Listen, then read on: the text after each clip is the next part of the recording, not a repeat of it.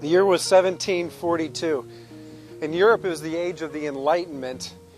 It was also the year that Handel, after 23 years of nonstop writing, that he first publicly performed the Messiah to a packed crowd in Dublin, Ireland.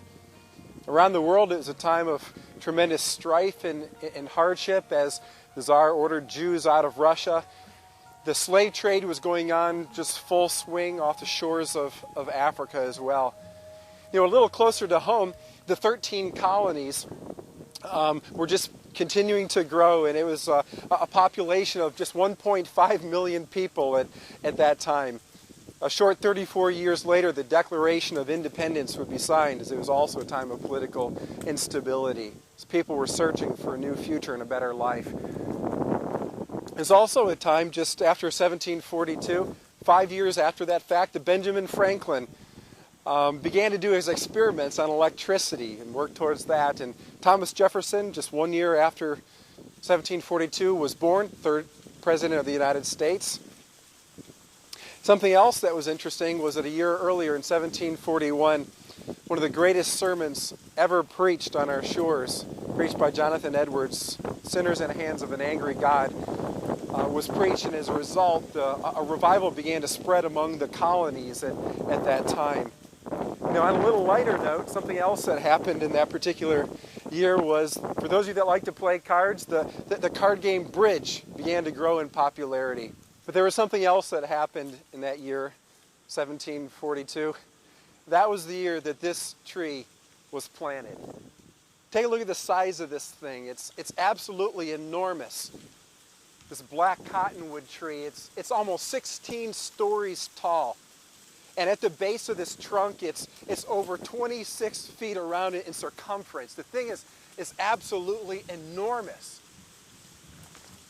At 265 years old, it's the oldest black cottonwood tree, not only in the state of Oregon, but in the entire nation as well. Can you imagine all the history that's come and gone since that time? I mean, just the seasons that this tree has been through, the storms that it's endured, but yet still it's standing. In fact, there's this one moment, what they call the Great Flood of 1861, where there's so much rain and so much storm that the place just got so flooded that in fact it changed the actual course of the Willamette River. And it's now next to a lake that you can see called the Mission Lake. What's interesting to me as we think about that, and as we think about the storms that this thing has endured, is that maybe that's the reason that in the Word of God, when it wants to begin to describe what it means to be strong in the faith and to be stable, and when it begins to talk about the man of God and the woman of God that knows Him and that spiritual life inside of us, the image, the word picture that the Bible uses is that of a tree. And you can see the size of this. It may be that you're here this morning and you take a look at this vision of what the Bible and what God looks for as far as people of faith and the strength that is there, that comes over the years. And you might feel like, I feel like nothing more than a twig or just a sapling, just beginning to grow, just beginning to dig its roots down.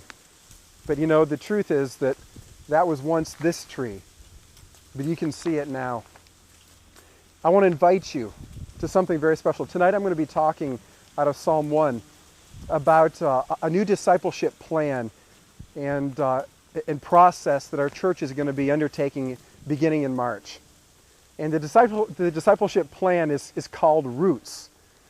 It's taken out of Psalm 1, where the Word of God says that the man of God, that the woman of faith, that the person that applies the faith and seeks to meditate on it day and night, that he is like a tree that is planted by streams of water, who bears fruit in season and whose leaf does not wither, that everything that he does prospers.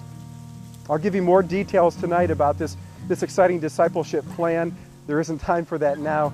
But I want you to know that this is one of those opportunities in life that I believe that the Lord puts before us.